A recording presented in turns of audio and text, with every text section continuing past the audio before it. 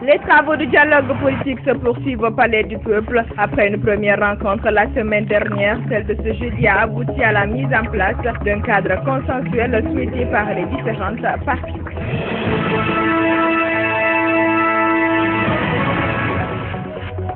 Le président de RDIG, Rassemblement pour le développement intégré de Guinée, a été convoqué hier jeudi au tribunal de première instance de Mafanko par le procureur du tribunal. Jean-Marc Teliano est accusé d'avoir tenu des propos diffamatoires à l'endroit du chef de l'État durant la marche de l'opposition le 27 février dernier.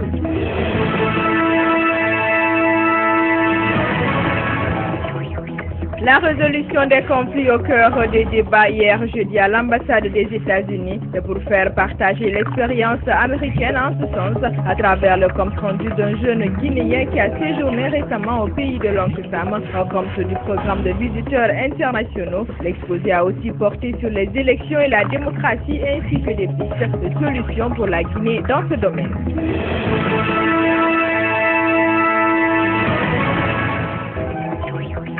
Suite fin à Conakry du séminaire international sur le service civique d'aide au développement ESCAD, les travaux de ce jeudi ont été axés sur le fonctionnement de la branche guinéenne ESCAD, une rencontre qui a permis aux représentants des pays africains et aux partenaires de l'Union africaine et des Nations unies de se féliciter de l'engagement des autorités guinéennes à faire de ce projet un vecteur d'insertion des jeunes.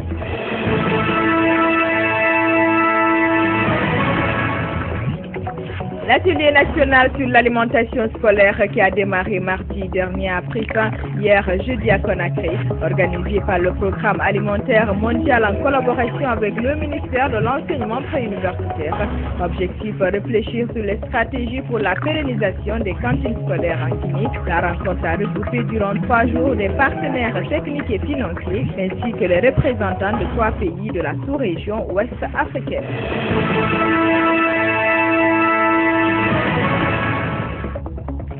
Célébration aujourd'hui vendredi de la journée mondiale des consommateurs.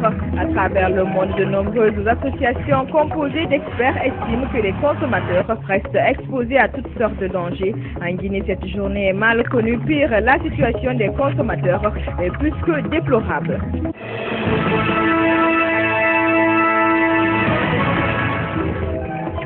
Les pays qui ont en commun la langue française célèbrent le 20 mars prochain la journée internationale de la francophonie. En prélude à cette journée, l'ambassade de la France en Guinée a animé une conférence de presse à la maison de la presse de Koléa. Nous sommes dans la commune de Matam en toile de fond, échangé avec les hommes de médias sur les préparatifs de cet événement.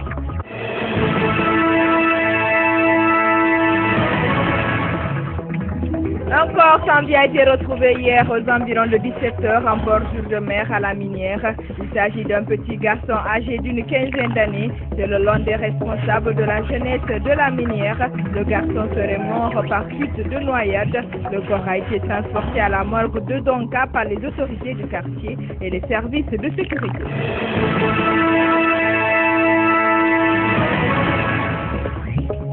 Le centre culturel de la Payotte a servi de cadre hier jeudi à une rencontre organisée par le ministère de la Culture, des Arts et du Patrimoine historique en collaboration avec les artistes musiciens, comédiens, humoristes, stylistes et peintres de Guinée. Objectif, informer et sensibiliser les hommes de culture sur leur rôle et responsabilités dans la société.